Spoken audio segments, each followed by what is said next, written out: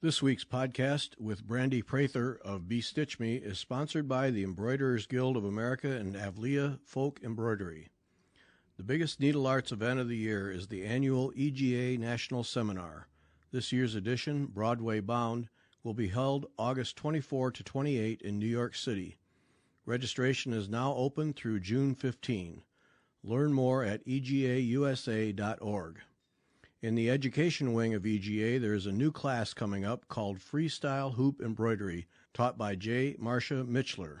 The class is described as learning to doodle with stitches. The project will have you create a geometric design within a 6-inch hoop using a variety of embroidery stitches, and then use 8 different outline stitches to finish off the design. Registration starts July 6. Learn more in the education section of the EGA website, and to participate in these and many more activities, join the EGA at egausa.org. Also sponsoring this week's show is Avlia Folk Embroidery at avliaembroidery.com. Designer Krista West continues to introduce a steady stream of striking designs. The new standout for us is the Byzantine band sampler Krista introduced during our 500th show. It will be available in August and is a must-stitch design. Also new is the Riga Diamonds Table Runner. This eye-catching design, based on a traditional Latvian textile motif, is available now in kit or chart format. You'll also want to check out the Santorini Stars and Athenian Sunflowers designs. See these and many more at avliaembroidery.com. Thanks to the EGA and Avlia Folk Embroidery for sponsoring this week's show. And now on to our conversation with Brandy Prather.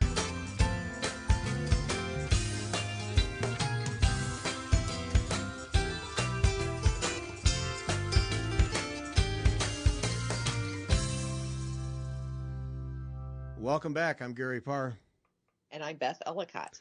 And you're listening to Fiber Talk, the twice-weekly podcast for needlework artists.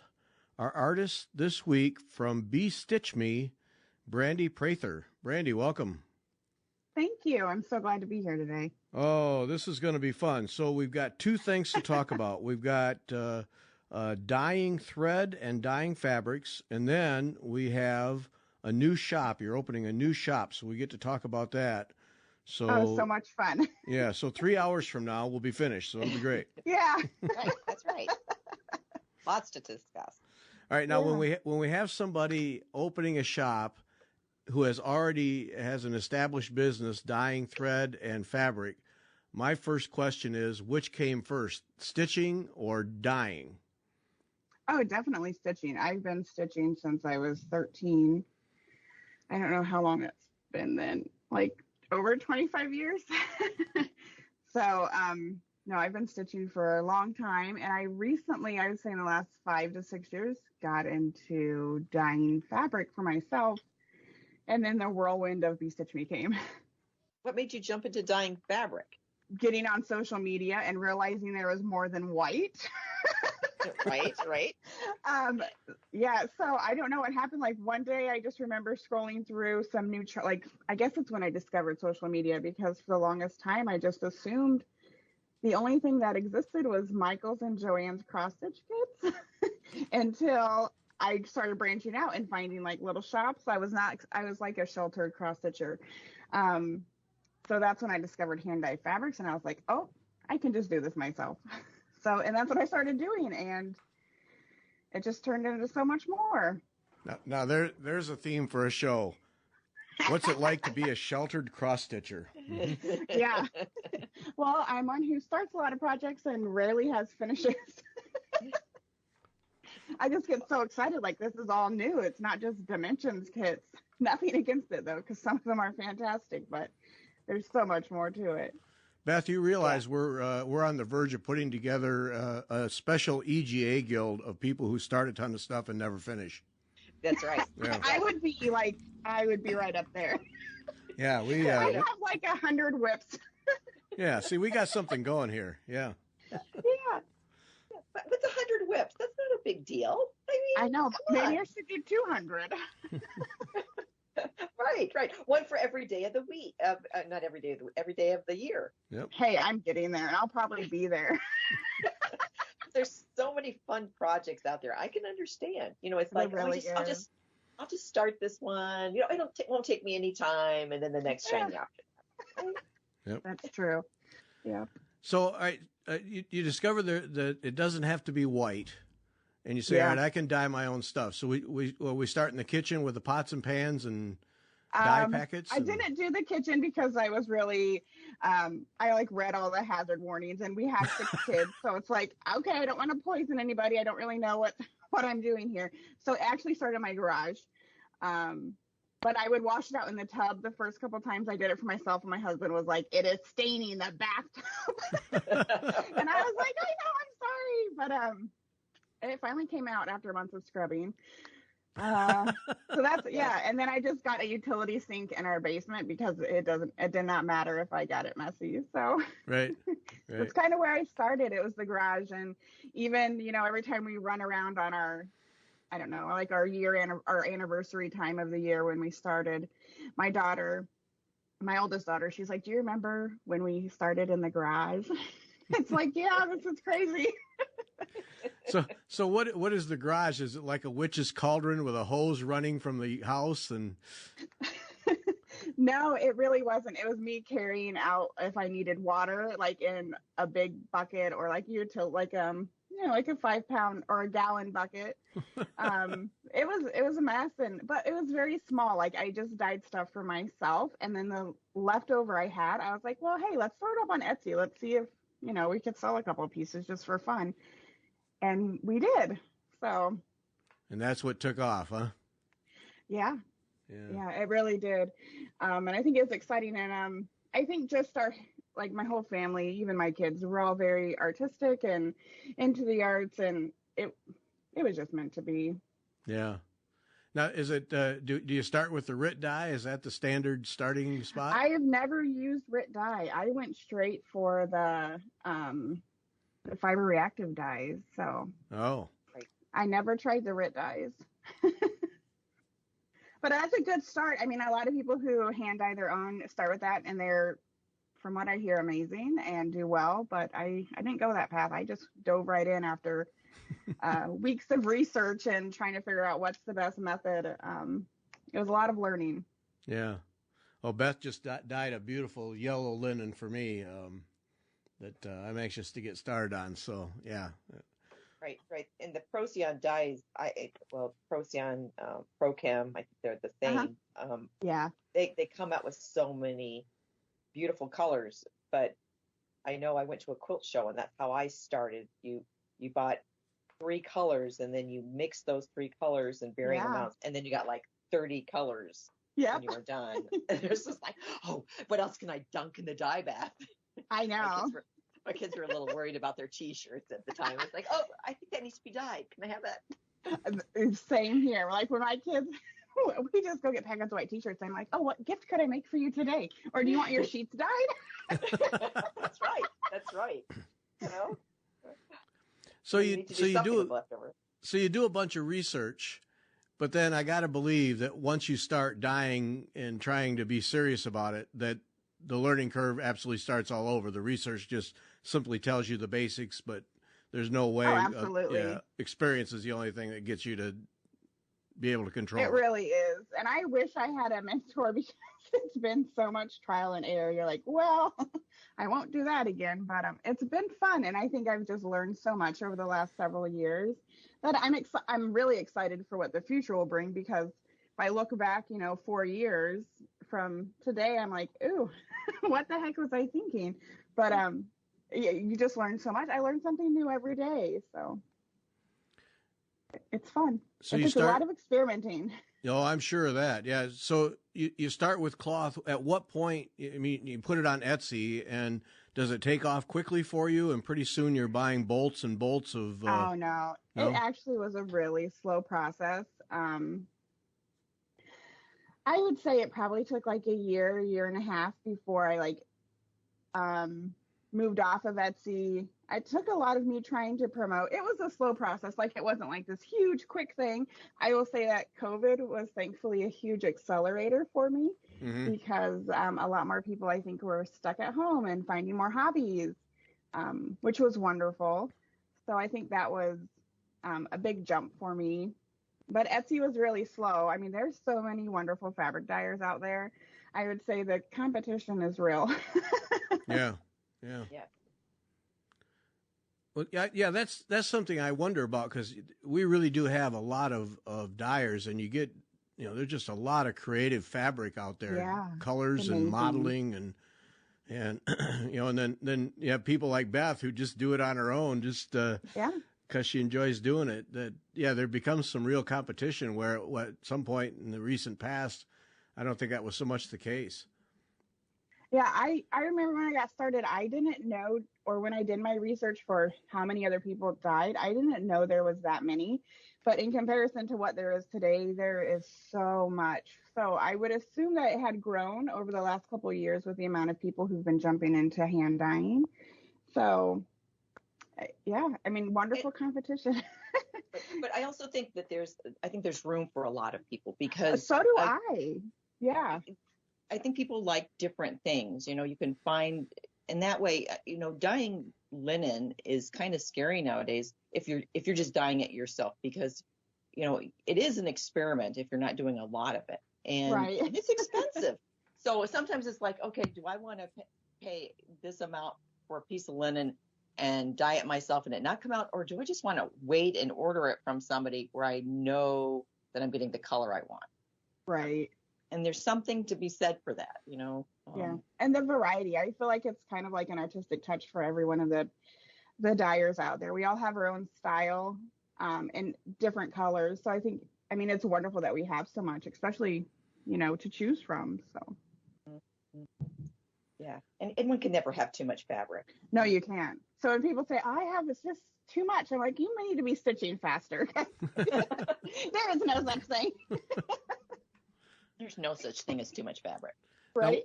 Now, what is the demand these days? Is it higher count linens, Ada, a mixture? I would say this is a hard question. I would say it's pretty balanced for me. Like if I just look at like overall like my fabric club, I think it's pretty balanced. It really depends what color though. More colorful stuff I'll find on Adas and even weaves, and a lot of neutrals for the higher count like linens. Okay. That seems to go along with like people who do samplers want the more neutral colors, Yep. And then the I don't know, like I think of those pixelated things, and I don't know what they're called, but you can get those patterns. They look like they'd be fun on some of those brighter fabrics. Yeah, well, I'm going to do a sampler on lemon yellow. That'll be pretty. It's sitting right here. That's why I keep mentioning it, because it's really cool. And all the stuff on my table, it stands out. Yeah, and it's fun to try different things. I looking through your linens, there's colors. There was one that's like an autumn blend, and I think like a Halloween. I think you call it Halloween. Yeah. And I thought, you know what, that would be kind of fun. I know it's very bright, Yeah. but it'd be fun to do a sampler on, just to be different, just to be something totally different. I know some of the colors, I think, oh gosh, some of them are a little bit bold and extreme. I'm like, what would I ever stitch on this? But I end up finding things. So I'm like, well, it'll work. Right. So. Now, does that, the colors, is that something where you just going through the days, you see a color and say, hey, I want to match that? I think I get a lot of my inspiration. So like I look at palettes and combinations. I think I pull a lot from nature. So like if I'm trying to think of something like, I love this flower, like how can I get this flower to be a fabric for me? Or like a lot of stuff in nature, I would say like from my garden, or I love the Southwest. So those sort of things I pull into, like, what could I do to turn this into a fabric color that would remind me of this place or this thing? So I think that's where I get a lot of my inspiration from. And sometimes it's just like, I really like these colors. Let's just see what happens. Right. Just playing. Yeah. As you've done more, do you feel like when you see a color, do you feel like you have enough experience that you know how to approach at least getting close to that and then adjust? Or is Absolutely. it okay? So you're at that point then. Yeah, a lot of people will send a request like, I want this fabric. And I say, just shoot me the DMC number that the color might be close by. Because if they just send me a picture, I might see something different than they do on a screen. And their monitor will look different than mine or my phone. So it's like, if you just send me a range with a DMC color, I could almost match it. And that's the easiest thing for me. That's really cool that you can do that. Wow. Yeah. It's been a lot of dyeing. I'll bet. A lot of samples. Yeah. There's been some tears in there too somewhere, but it's all been fun. So now are you at a point where you have shelves with bolts of white fabric? And I do. Yeah, okay. I do. Yeah. I do. And it's really crazy to think about. I bought my dye studio where I'm at now back last fall because I was driving, I would say, my family crazy with the fabric taking over the house. So right. I did move it out of the house, and I do have the big rolls of fabric now, which are amazing. So yeah, that's got to be a comfort knowing that you have a supply when yes. Yeah. So all right, so you literally have a studio. What's that like to set up a studio for dyeing? Is it you have to take kind of a manufacturing approach to how you lay it out? Oh, I don't know if I didn't really put too much thought into it except for what's convenient for me dyeing. I was lucky enough to get a really big building last year that just needed a lot of work. And yeah, I don't know anything about manufacturing. I just know how we just have a pretty smooth setup for dye mixing, dyeing section. My husband he's like, the analogy I use is like, since I have a medical background, I'm like the surgeon. I come in, I make a mess and master dye everything. And then he's like my assistant who, like the surgical tech, and comes in and cleans up everything, the mess I make. I love it. Obviously, I don't got to clean up my disasters, but yeah, I just come in. So we kind of work together because he has to do the cleanup. And so I come in and I make all the dyes, and he kind of preps everything and sets it up for me. And I make my giant mess and say, all right, I'm done. Wash it out. It's nice that you have a husband that's willing to be on the team. Yeah. He it's been about 2 years, I would say, he jumped on board helping me. So it's truly a family business because also my kids also jump in and help too. So it's amazing. Oh, that's great. But no, by manufacturing, I meant, obviously just in your description there, you laid out a production line. Yeah, basically, yeah. Yeah. It's great to have that family support, though. So, and he's okay with the cleanup. He's not going to turn around on you one day and say, let's switch roles here. No, everyone who helps me go is not. No, he would never want to dye. He would mess it up. It'd be a waste of fabric. No. If he wants to switch roles, he can go find his own thing, I guess.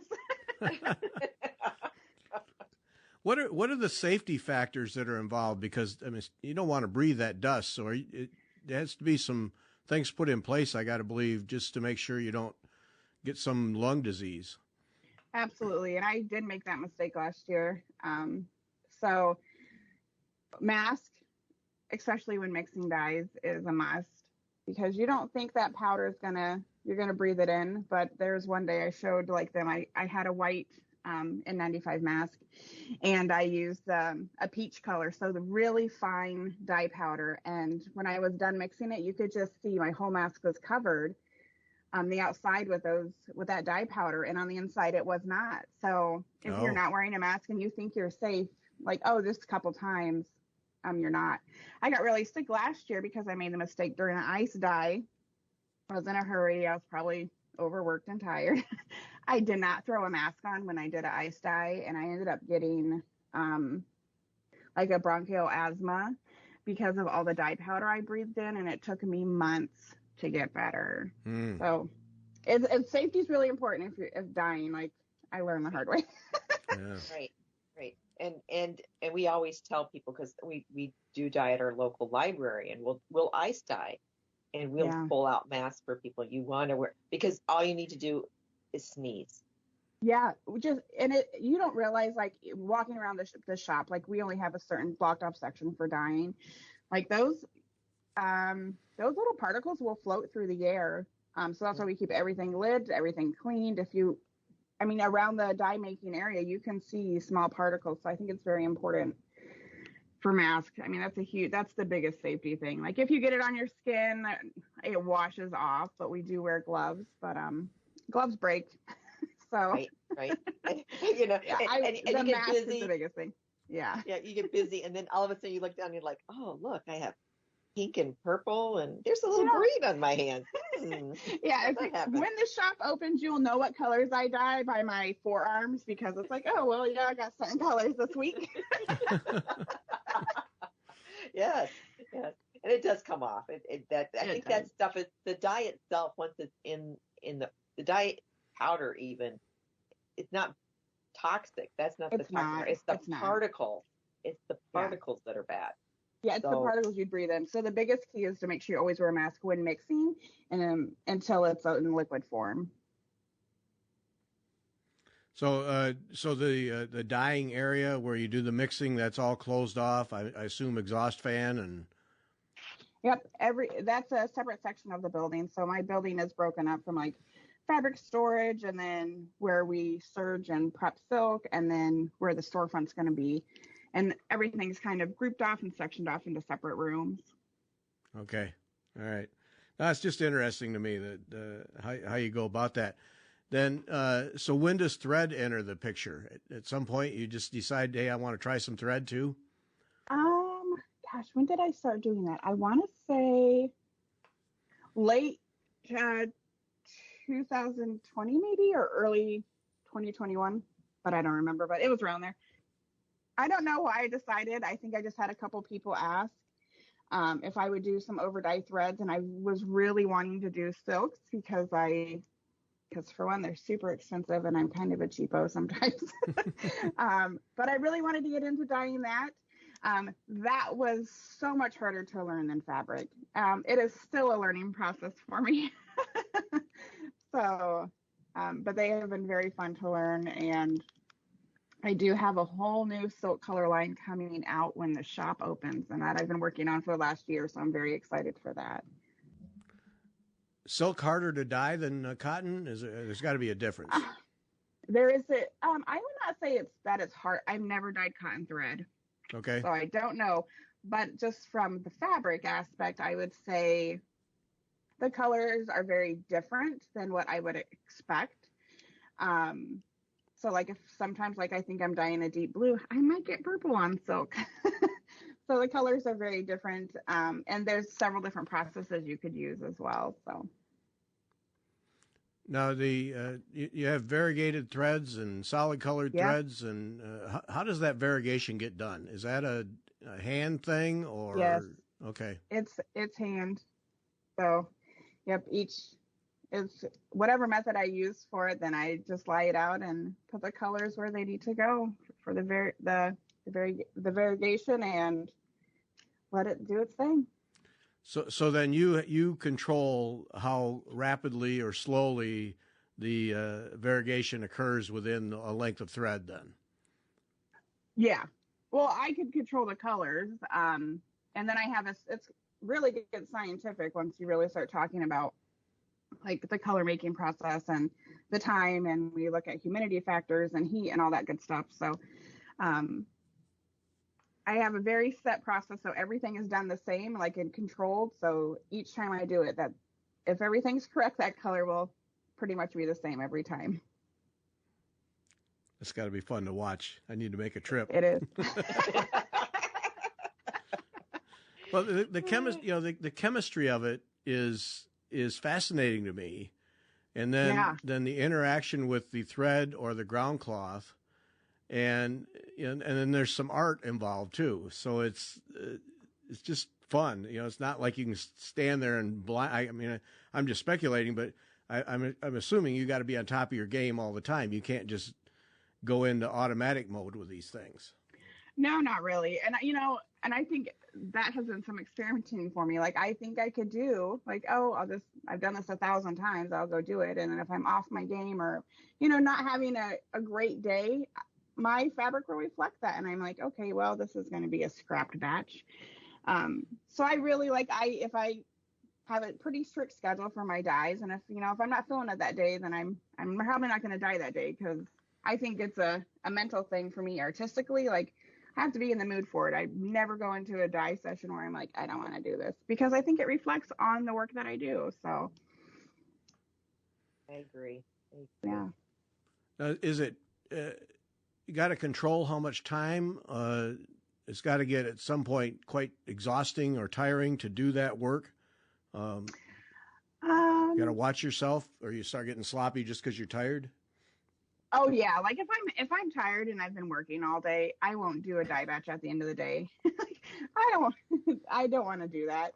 I usually dye early. I like to dye early in the day, when I'm excited and not like run down for working all day. But sometimes if the mood strikes me in the evening, I'm like, I got this great idea, I'm doing it.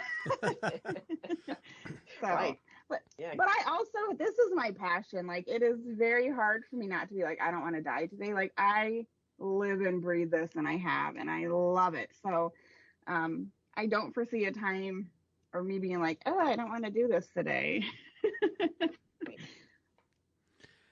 Now, with thread and linen and Ada cloth, you have an excellent foundation for a shop. But still, to decide to open a shop, that's quite a decision. What leads you to make that leap? Well, it was part of my original plan. It wasn't supposed to be in action so soon, but long term, it was my plan to have a cross stitch shop. But when I got this building, it's right on the avenue in Moline, and I keep getting so much foot traffic in, like, hey, are you opening a cross stitch shop? Oh. And I was like, no, yeah, I guess I am. Yeah. So it would just be really stupid for me, honestly, not to, because this building I have has so much space. There's 4,000 square feet. Oh my. Yeah, and it's so close to my home. Like literally I could bike here every morning. And we have a huge portion for the dye studio and storage, and then almost like still over 1,000 square feet left for the shop that we were just kind of hanging out in, folding fabrics, just overusing the space we had because we didn't know what to do with it. So we're going to turn it into a cross stitch shop this summer. And there's nothing, the closest cross stitch shop I think is at least an hour and a half away. Yeah, that's what I looked when I looked online. So there's really nothing that close. So it's honestly needed and perfect, because the only time I've ever been was when I'd run to Chicago to their shop or order online. But it's so different to see it in person. Right. Especially if you're changing your background fabric, or you want to look at the fabric and see them.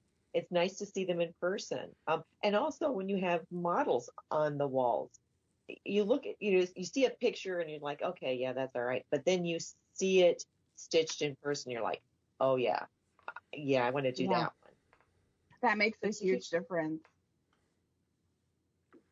So this space you have where the shop is going, pretty much a blank slate. You're not. It sounds to me like you just have a shell, and you now get to create your shop.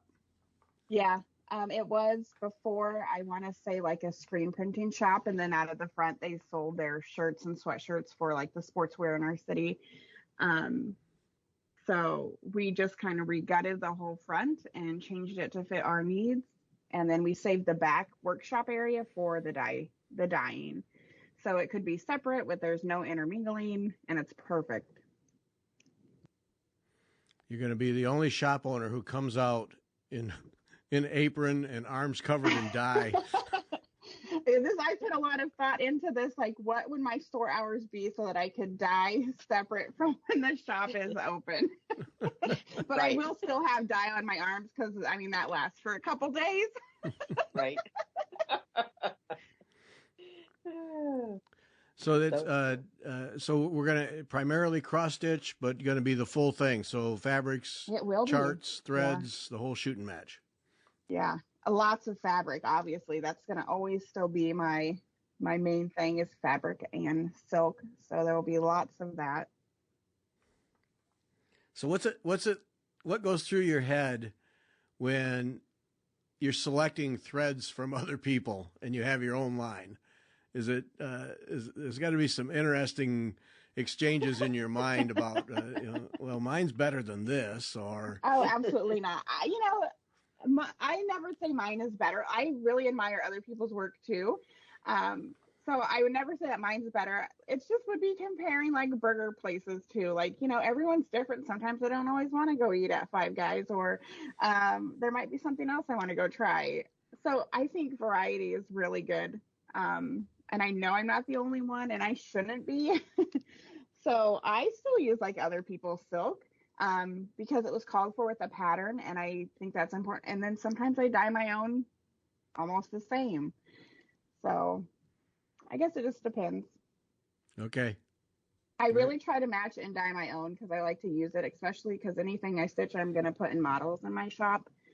So I try my best to use my own, but I still like using other stuff too. The you have some charts on your website. Yes. That you've some stuff I've not seen. What was that? Those like fairies and. Oh, the Bella Filipino fairies. Yes. Wow. Where'd you find them?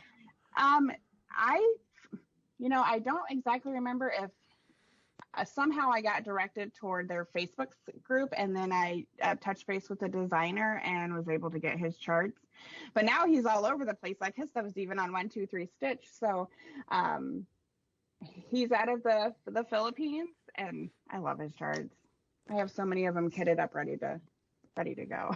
Well, when I was researching for you and found those, I wrote to him right away to see if he'd do a show, because that's interesting stuff. Oh my gosh, his stuff is so, and he comes out with a new chart, I want to say every month. Oh. So, yeah. Very prolific. Yeah. Yep. I can't keep up with those ones. They're going to take me years anyway, so they're just stockpiling in my ready to go. Yeah, that's all right though. That someday you'll need, you have this urge, and you're like, oh, I need to start that one, right? Yeah, not a problem. I don't see any problem with that. So what have been some of the challenges getting this shop going? Is it inventory decisions, layout, or just simply time to get it together? It's time. It's really been time. I'm still trying to run everything that I have been with. I took on a lot of boxes this year, which was maybe a little too much for me, but I think just time and working with contractors, like doing that sort of thing I've never done before. So it's been a real challenge because I'm always at the mercy of what their schedule is and the wait for things. So I think that's been the biggest challenge, getting things up and running for the shop or the cross stitch store. So yeah, I don't think inventory's been a huge problem. I know I'm not going to have probably 40 count when the store opens, but everything else is probably good. Well, you control the two biggest things, the thread and the ground cloth, so that puts you at a real nice advantage just having that. Oh, goodness, I know, and I'm ready. I have a huge stockpile for when the store opens. Yeah. Well, and that's so cool that you have a line of threads that you can introduce when the store opens. Yeah, that's great. I know, I'm very excited. And Beth wants to know when's opening day and what time, so she can be there. So it's been back and forth. I've been waiting for a contractor. I was hoping to open July 1st, but I think we're going to, for reasons for deliveries and setup, we're going to have our grand opening August 2nd, and have like, I don't know what you call it, like a soft opening, or open a couple days starting on the July 29th. But our big grand opening celebration will be August 2nd. There you go. And like I said, my local guild is very, when it was mentioned at a meeting, there was immediate a gasp, and the chatter of excitement went through the room, and then like, when is she opening? Right. And And when we are, because we want to support you, we that's miss amazing.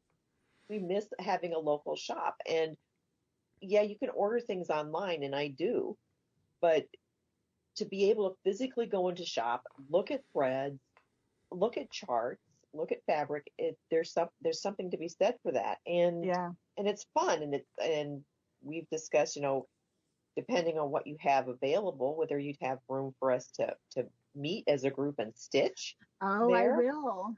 I do have a spot set aside because the layout of the shop, I have a big open room that I'll keep for fabric and stitching, and then a side room that I've already had put together for I still have to order the table, or tables, however we do it, but for a stitching area.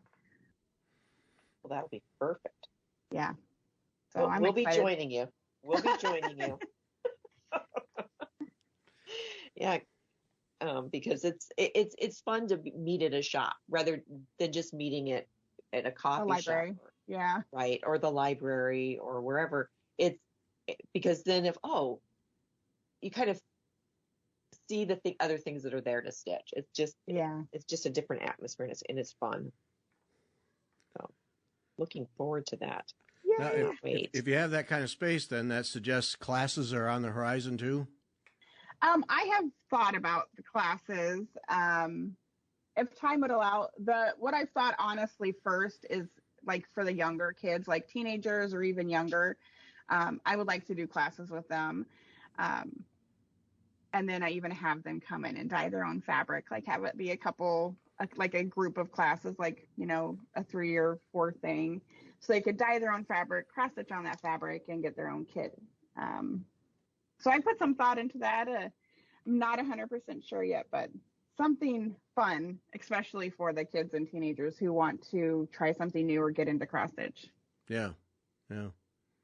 Oh, so much potential. Is this in downtown Moline, or where is it located? No, it's not in downtown Moline. It's on Avenue of the Cities, which I don't know. I'm not from Moline, so I would say it's a pretty common street. A lot of traffic goes down. It's been an older. I'm sorry. Go ahead. Are you closer to like the I-74? Yeah. Okay. Yep. So it's right off the interstate, off of Avenue of the Cities in Moline. Right. So it's on the main stretch. It's not a hard place to find. I know about where you are, and for people who are close enough but not maybe local to the area, that it'd be an easy place to get to, because you're right off of 74. It's a couple blocks away from the high school. So it'd be like between the Moline High School and I-74. Okay. Nice. Beth has Google Maps out right now. She's well, if you're gonna go there, it's between a Grinders and a Shell station. Oh, now I know exactly where you are. That is like really scary. But and I like your idea of teaching the kids and teaching them, because I know, like, the local homeschool group, we're talking about teaching them, and they want a 4-week session where we so fun teach them, and I can see them really enjoying something like that, where the older teens,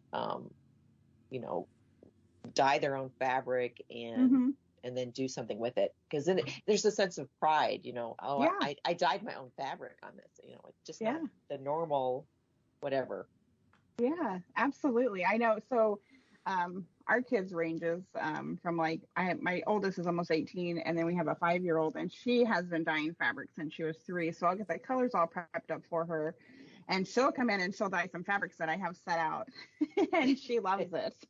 So that's what gave me the idea for the kids, because if I could get anyone into cross stitch, that's my goal. None of my kids ended up liking cross stitch, so it makes me sad.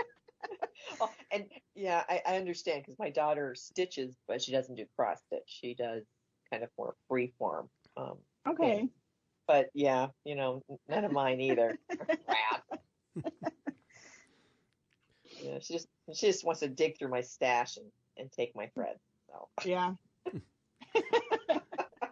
Well, I'm telling you, if I'm an art or chemistry teacher at that high school, I'm getting together with art teacher and chemistry teacher, and we're putting together a unit to learn a little chemistry in the real world and create some colors. And yeah, you could work through. Oh my goodness, yeah. Yeah, you could have a whole thing with the school. Yep.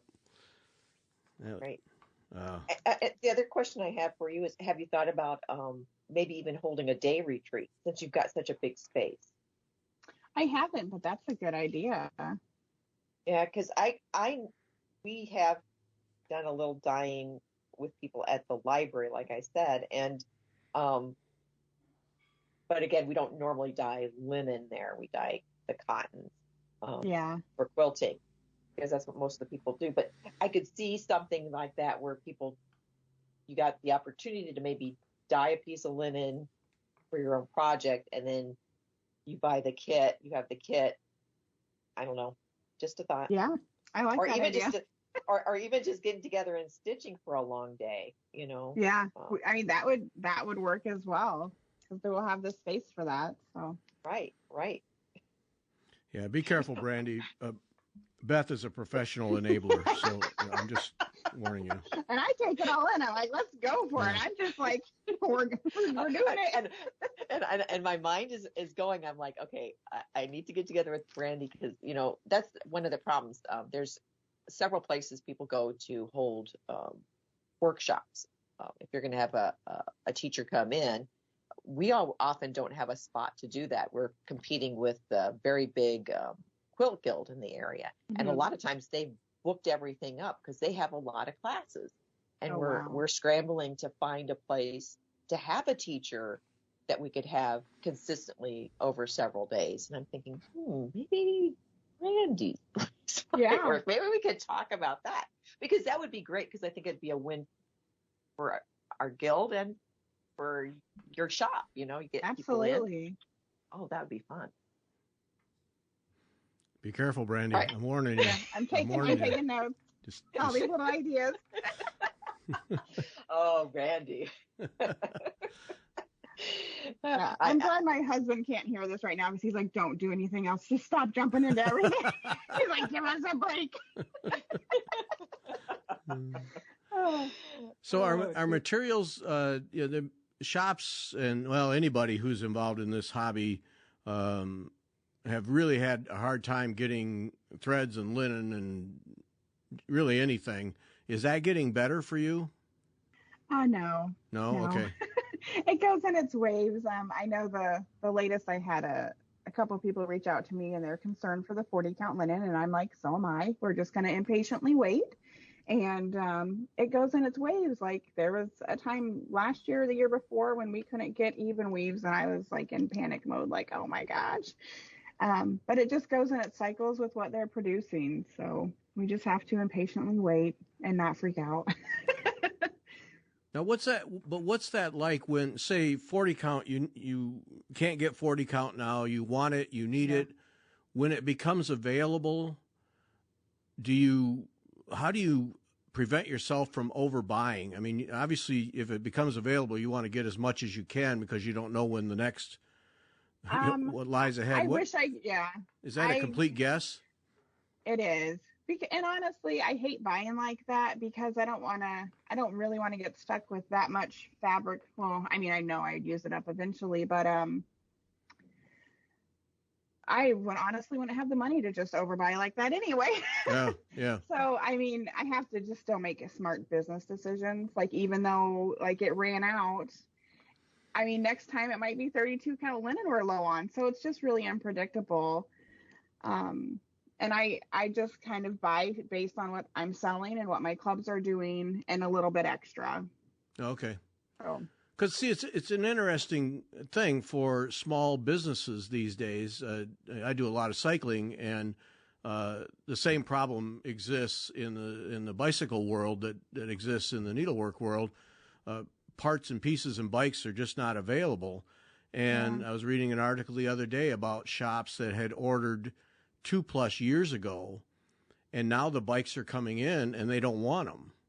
Oh my goodness. Because the customers have moved on and found other bikes. And so they're dealing with this difficult situation of, I ordered these bikes, I don't want them, and then the manufacturers are saying you have to take them, and so it just gives some insight into the small business world. And like you said, you don't have the money to tie it up in inventory for a long time, and so it's just really tough to do when it comes to small businesses, and you only have so much storage space and so much capital, and you got to move it, you got to keep it moving, and so it just makes me curious how you work your way through that. And I have not run out of 40 count linen yet, but I know I will, because I do not expect to get any in by August. But everyone's in the same boat. Like, we're all in the same sad boat with no 40 count. Well, from what I understand, the majority of us are, then, at least. So it'll when it comes in, it'll be fine. I mean, I remember when everyone was out of, I think it was 28 count even weave. I never ran out of it, but so it's kind of unpredictable, and it's really just how things are currently with a lot of businesses. I mean, it might just not be cross stitch. I mean, we're waiting for threads and all that stuff that's been on back order forever as well. Yeah. So I think it's just everyone being a little more patient, or just supporting still the small businesses, because I mean, some things are just out of our control. Like, I ordered stuff months and months ago, and I've just been impatiently waiting. Yeah. Right. And I think that's the bottom line. I mean, maybe you can't find exactly the fabric count you want, a stitcher, but maybe you're going to have to you're going to have to adjust, or have some backup options. Right. That's why we have stash, right?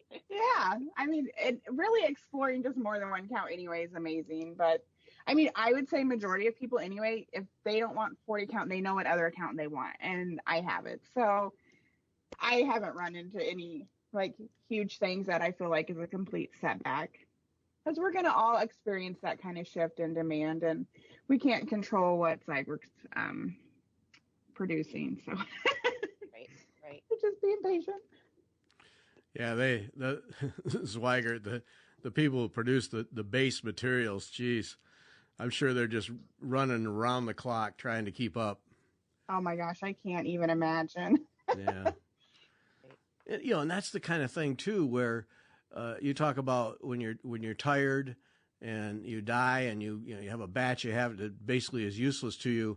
When you start running around the clock like that for weeks on end, you really have to watch that quality control, because it can just start to deteriorate to the point where people now start looking at your material as, no thanks, I don't want it. Yeah. Absolutely. And I think I've identified that, like, within my business. I mean, there's been times when I dyed a batch and I was like, you know what? I wasn't feeling that, and I shouldn't have done that.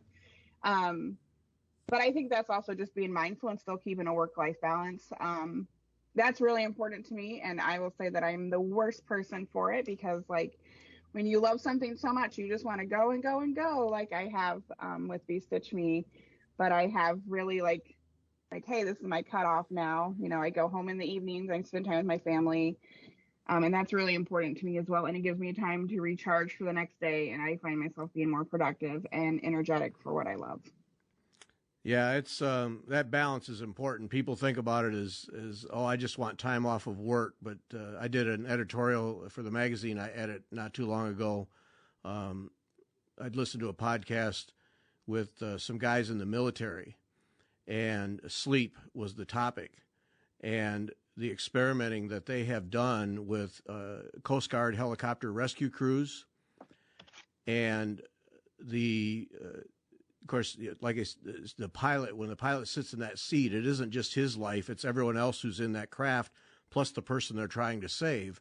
And the whole experiment that they did, and people thinking they were getting enough sleep, and discovering that they weren't even close, and then how the missions that they ran were handled so much better if people had proper rest, and and it gets back to that work-life balance. And if you're grinding away at work all the time, you don't even notice it. It just deteriorates, and eventually you hit rock bottom. And oh, I agree. Yeah.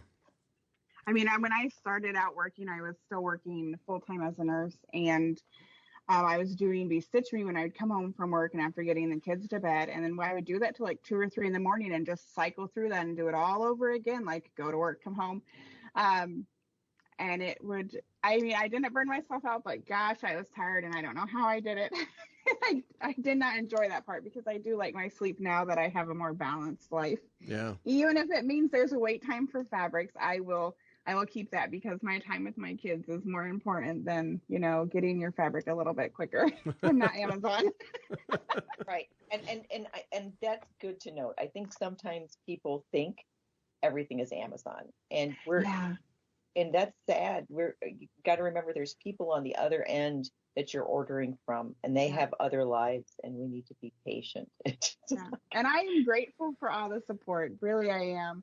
And I know there's some impatience out there, but I'm only one person to dye, and that's the way beStitchMe will always be. I will only ever be the dyer.